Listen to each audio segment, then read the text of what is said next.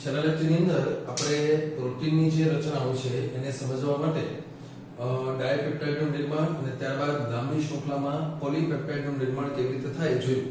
બે amino acid એકબીજાના સંપર્કમાં આવીને કાર્બોક્સિલિક અને એમિનો સમૂહની વચ્ચે જે બંધ બનાવે છે એને આપણે પેપ્ટાઇડ બંધ એવું નામ આપ્યું છે. તો ક્રમશઃ વારાફરતી બધા પેપ્ટાઇડ બંધ બનતા જાય છે અને એક લાંબી હારમાળા જે સર્જાય છે કે એવું કહી શકાય કે પ્રોટીનની જે રચના છે એમાં n સંખ્યામાં એમિનો એસિડ એક લાંબી હારમાળામાં ગોઠવાયેલા હોય છે. આપણે એ પણ જોયું કે જે પહેલો એમિનો એસિડ હોય છે એનો જે છેડો છે ત્યાં એમિનો સમૂહ છોટો હોય એટલે એને આપણે n ટર્મિનલ, જે છેલ્લો છે ત્યાં કાર્બોક્સિલિક સમૂહ છોટો હોય છે એટલે એને આપણે c ટર્મિનલ એવું નામ આપતા હોઈએ છીએ. હવે આપણે જે સમજવા જઈ રહ્યા છીએ એને આપણે બતાવીએ છીએ પ્રોટીન ના બંધારણ. પ્રોટીનના જુદા જુદા બંધારણો જે આપણે હવે અહીંયા સમજવાના છે. તો એના માટે આપણે જે વાત કરવાની છે કે પ્રોટીન એ આપણે જોઈએ છીએ કે એક વિષમ પોલિમર છે. વિષમ પોલિમર શબ્દ આપણે એટલા માટે વાપરીએ છીએ કારણ કે એ 20 પ્રકારના અલગ અલગ એમિનો એસિડ થી બનેલો જોવા મળતો હોય છે. તો આ જે શૃંખલા હોય છે એના આધારે કેવી રીતે આપણે સમજીએ એને જોતા પહેલા આપણે થોડીક ચર્ચા કરીએ કે ધારો કે કોઈ પણ પદાર્થનું અણુસૂત્ર જે છે, અણુસૂત્ર ફોર એક્ઝામ્પલ NaCl આમ છે. તો આ પ્રકારની જે ચર્ચાઓ હોય છે એ ખાસ કરીને આપણને જોવા મળે છે કે એ જે અકાર્બનિક રસાયણો ની અંદર આપણને માત્ર અણુસૂત્ર પૂરતી ચર્ચાઓ જોવા મળે છે કે NaCl છે કે બીજું કોઈ પણ પદાર્થ હોય એનું અણુસૂત્ર આપણે જાણીએ છીએ. તો બીજી બાજુ આપણે એ જોવાનું છે કે જે કાર્બનિક જે પદાર્થો હોય છે એની અંદર આપણને જોવા મળે છે કે દ્વિપારિમાણિક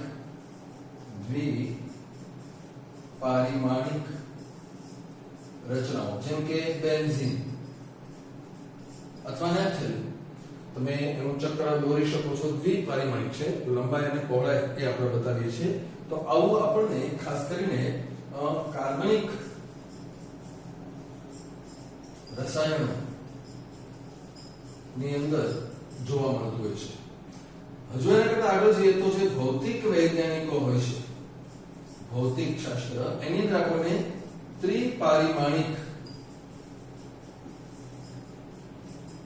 રચનાઓ જોવા મળે છે કે કોઈ પણ ક્રિસ્ટલ્સ કે બધું હોય છે તો એને 3 પરિમાણમાં દર્શાવવામાં આવતું હોય છે કે આ ત્રણે 3 પરિમાણો લંબાઈ, પહોળાઈ, ઊંચાઈ આ બધું એની અંદર ધ્યાનમાં લેવાય છે. પરંતુ આપણે જેની વાત કરી રહ્યા છીએ જીવ વિજ્ઞાનીઓ,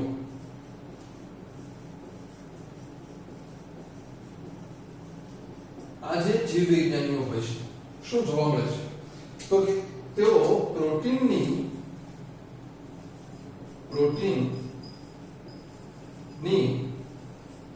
4 સ્તરીય ગોઠવણી સમજાવે છે. આપણે જોઈએ કે પ્રોટીન જે હોય છે એ સ્ટેપ બાય સ્ટેપ 4 સ્તરોમાંથી પસાર થાય ત્યારે એક્ચ્યુઅલી પ્રોટીન બને છે. ગઈકાલે વાત કરી હતી કે લાંબી શૃંખલા બની છે તો એ શૃંખલા માત્ર ને માત્ર હજુ એક પોલીપેપ્ટાઇડ બની છે, પ્રોટીન બન્યું નથી. પ્રોટીન કેવી રીતે બને એ સમજવા માટે આપણે એના 4 સ્ટેપ સમજવાના થશે. તો એને જોવા માટે આપણે લખીએ, સૌથી પહેલા આપણે જોઈએ છીએ પ્રોટીનનું પ્રાથમિક બંધારણ. પ્રોટીનનું પ્રાથમિક બંધારણ કેવી રીતે હોય છે તો યાદ રાખીએ કે પ્રોટીનનું પ્રાથમિક બંધારણ એટલે શું? તો એ છે પોલીપેપ્ટાઇડ. પોલીપેપ્ટાઇડ નું નિર્માણ. કે જ્યારે પોલીપેપ્ટાઇડ બને છે ત્યારે જ નક્કી થઈ જાય છે પ્રોટીનનું પ્રાથમિક બંધારણ. કેવી રીતે એને સમજવા માટે આપણે એનું ડિસ્કશન કરીએ તો અહીંયા આપણે જોશું કે એમિનો એસિડ ની ત્રણ મુદ્દા લખવાના છે આપણે અહીંયા સંખ્યા ક્રમ અને પ્રકાર સંખ્યા ક્રમ અને પ્રકાર કોઈ પણ એક પોલીપેપ્ટાઇડ હોય એની અંદર ખાસ યાદ રાખજો આપણે ત્રણ વિશે વાત કરી કેટલા એમિનો એસિડ છે એ એમિનો એસિડ કયા ક્રમમાં જોડાયેલા છે અને એ કયા પ્રકારના એમિનો એસિડ છે એને આધારે એમિનો એસિડની જે આખી શૃંખલા બને છે એ પ્રોટીન જુદું બનાવશે ફોર એક્ઝામ્પલ અહીં આપણે હું કેટલાક ઉદાહરણો આપું છું ધારો કે આપણે લખીએ કે પ્રોટીન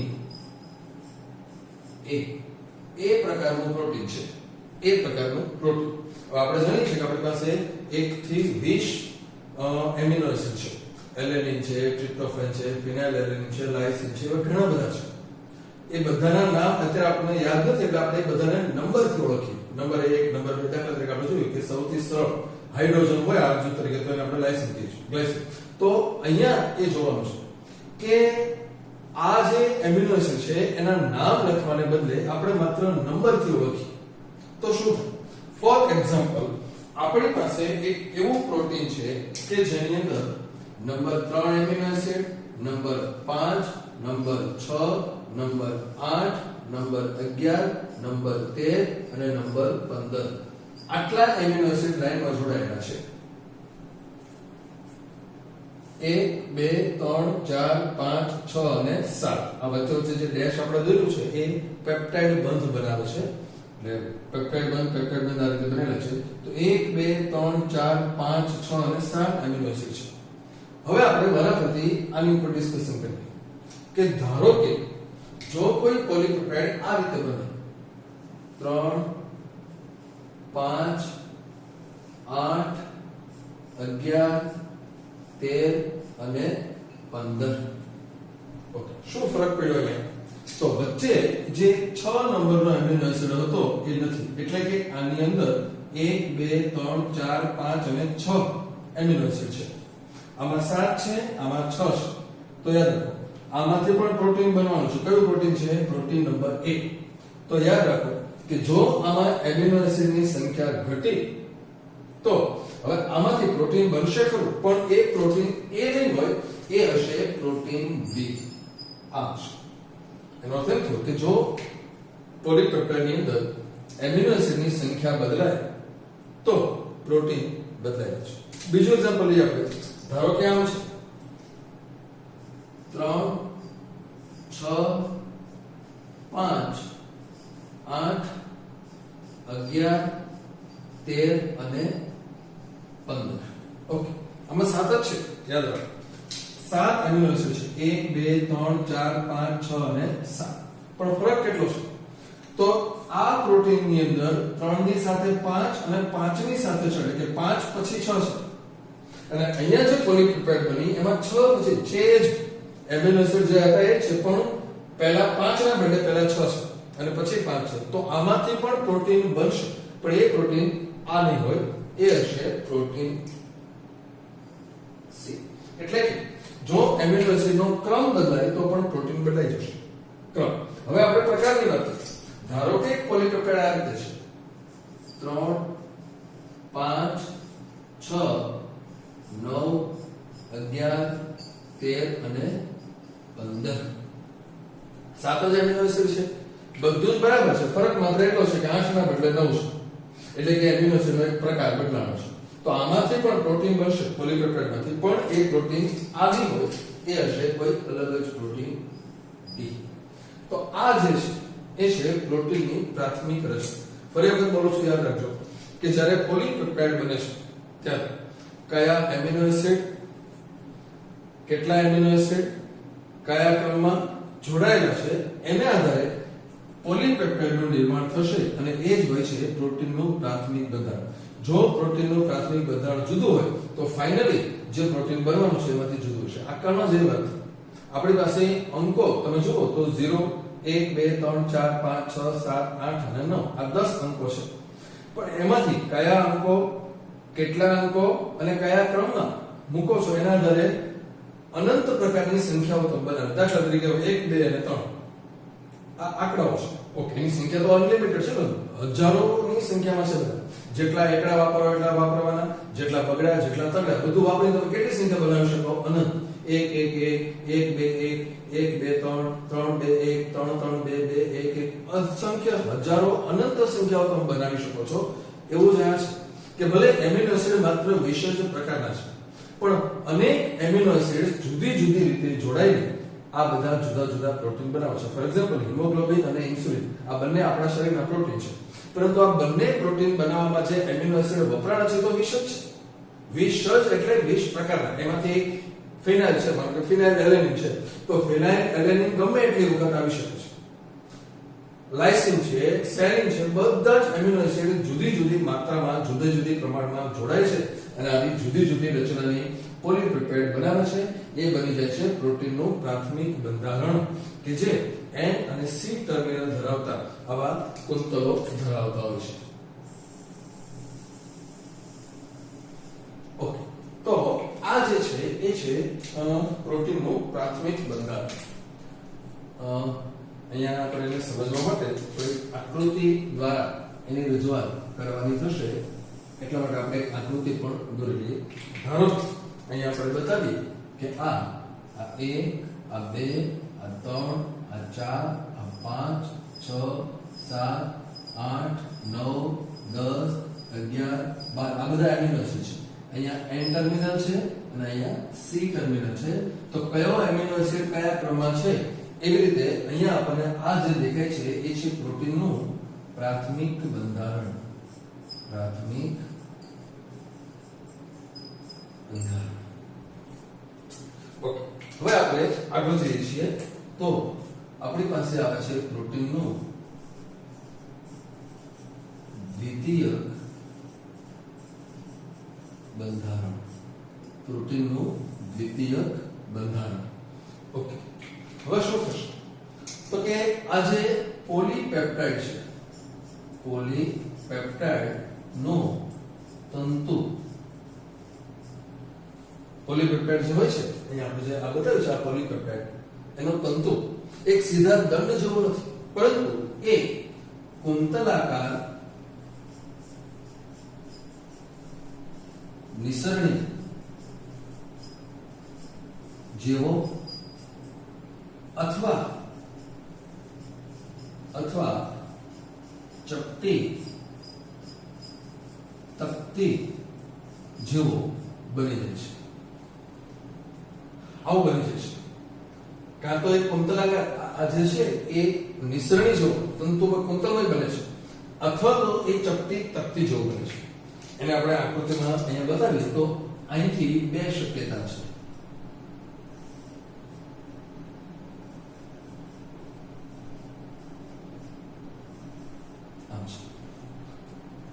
કે જે તંતુ છે એ તંતુ કાં તો આમ બનશે, આમ છે. તો અહીંયા આ N ટર્મિનલ છે, અહીંયા આ C ટર્મિનલ છે, અથવા તો એ આવી રીતે આવી ચપટી તકતીઓ જેવો બને છે.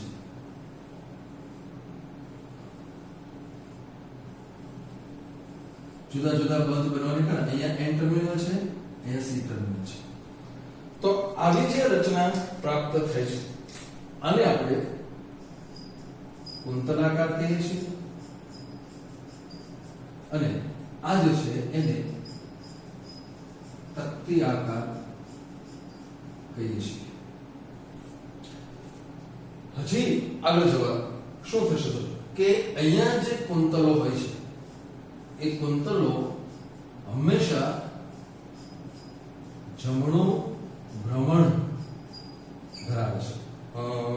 જુદા જુદા જે ઘટકો પદાર્થો હોય છે એની 3D રચનામાં જે કુંતલો જોવા મળે છે બે પ્રકાર છે, જમણું અને ડાબું. એવી રીતે એને ક્લોકવાઇઝ અને એન્ટી ક્લોકવાઇઝ જુદા જુદા પદાર્થોમાં જુદું જુદું હોઈ શકે છે. પણ પ્રોટીનમાં યાદ રાખો કે પ્રોટીનમાં જ્યાં જ્યાં આવા કુંતલો બને છે બધા હંમેશા જમણું ભ્રમણ, રાઈટ હેન્ડેડ હેલિક્સ બધા જોવા મળશે. આને ઇંગ્લિશમાં આપણે હેલિક્સ કહીએ છીએ, આને પ્લેટેડ કહેવામાં આવે છે, પ્લેટેડ સેટ્સ કહેવામાં આવે છે. પ્લેટ્સ એટલે નાની નાની આવી તકતીઓ છે. તો આવી રીતે એ બીજું બંધારણ નક્કી થતું હોય છે. પણ યાદ રાખજો આ બંધારણ અને આ બંધારણ એનો પાયો તો આ પોલીપેપ્ટાઇડ જ હોય છે. હવે આપણે આગળ જઈએ તૃતીય બંધારણ. તૃતીય બંધારણ શું થશે જોઈએ કે આ જે પોલીપેપ્ટાઇડ છે એમાં તો બધા પેપ્ટાઇડ બંધ આવેલા છે, પરંતુ જેમ જેમ આગળ વધે છે એમ એમ નવા બંધ બને છે, ખાસ કરીને હાઇડ્રોજન બંધ અને ડાય સલ્ફાઇડ બંધ બને છે. આજે કુંતલો આમ ફેરા છે એકબીજાની નજીકમાં આવે એટલે નવા નવા બંધ બને છે. પરિણામ એવું આવશે ખાસ જોજો કે આગળની જે રચના છે એ બોલા ઊન ના દડા જેવી કે સમઘન આકાર ની બની જાય છે. અહીંયા આપણે બતાવીએ તો આ જે દેખાડવામાં આવ્યું છે આ બની જાય છે એ છે દ્વિતીય બંધારણ. આ દ્વિતીય બંધારણ છે. હવે એમાંથી તૃતીય તરફ જઈએ આપણે તો આ જે કુંતલાકાર છે એ આગળ જતા વધુ ને વધુ આવા બંધ બનાવે છે, વધુ ને વધુ ગૂંચવાઈ જાય છે અને આ રીતે N અને C આ રીતે બની જાય છે. પછી આપણને દેખાતું નથી પણ આવું પોલા ઊંડા દડા જેવી બની જાય છે. તો આ બાજુ આ જે તકતી હોય છે એમાંથી એ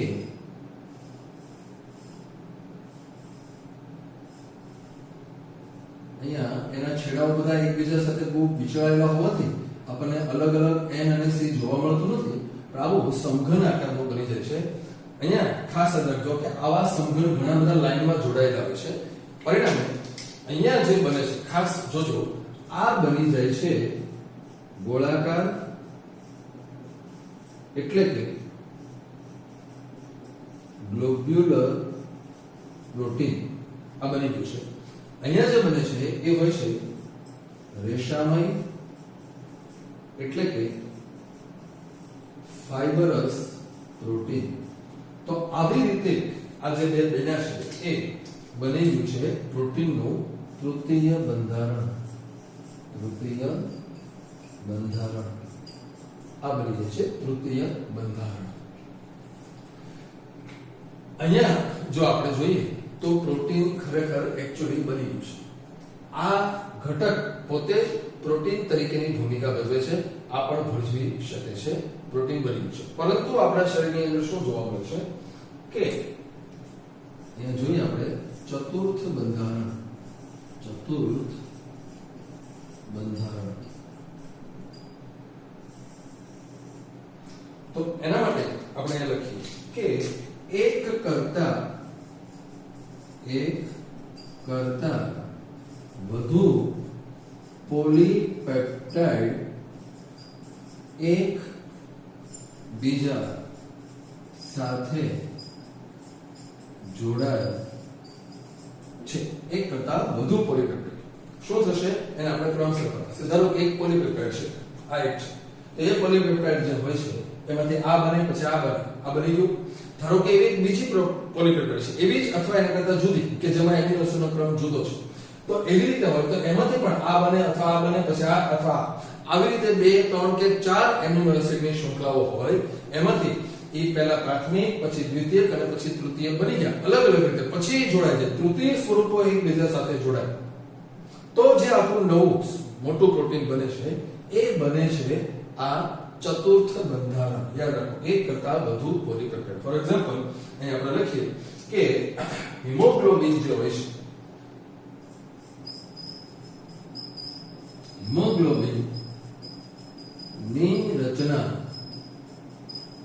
માં 2 આલ્ફા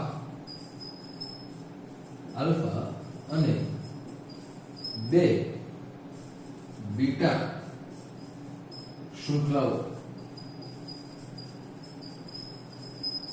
હાજર છે. અહીં આપણે બતાવીએ ખાસ આ જે રચના છે એની તો અહીંયા આપણે આ એક પોલીપેપ્ટાઇડમાંથી બનેલો આ ટુકડો બતાવીએ, અહીંયા આ બીજો ટુકડો છે. તો આ છે આલ્ફા, આ છે આલ્ફા, આ બે આલ્ફા શૃંખલાઓ છે. એની જ સાથે અહીંયા બતાવીએ આપણે હજુ આ શૃંખલા અલગ છે અને આ શૃંખલા પણ અહીંયા જોવા મળે છે. આ છે બીટા, આ છે બીટા, આ બની ગયું છે હિમોગ્લોબિન. તો રેશામણીમાં પણ એવું થઈ શકે છે કે આ રીતે ઘણા બધા આવા બધા લાંબી શૃંખલાઓના જે તંતુઓ છે એકબીજા સાથે જોડાઈ જાય છે અને આવા રેશામય પ્રોટીન બની જતા છે. ઘણી બધી શૃંખલાઓ હોય છે, જેમ કે આપણા સ્નાયુઓમાં જોવા મળતા એક્ટિન, માયોસિન એવા બધા જે તંતુઓ છે એ આ રીતે બનેલા હોય છે. તો આવી રીતે આ જે અહીંયા રચાય છે એને ચતુર્થ બંધારણ કહેવામાં આવે છે. ચતુર્થ બંધારણ છે. પ્રાથમિક, દ્વિતીયક, તૃતીયક અને છેલ્લે ચતુર્થ, એક કરતા વધુ છે. તો આવી પ્રકારની જે સ્ટેપ બાય સ્ટેપ પ્રોટીન બનવાની જે પ્રક્રિયા છે એને પ્રોટીનના જુદા જુદા બંધારણો તરીકે ઓળખવામાં આવે છે. અહીંયા આપણે બોર્ડ ઉપર જે વર્ક કર્યું છે એની પીડીએફ કોપી તમે વિડીયો ડિસ્ક્રિપ્શનમાં નીચે જે લિંક આપેલી છે એના પરથી ડાઉનલોડ કરી શકો છો.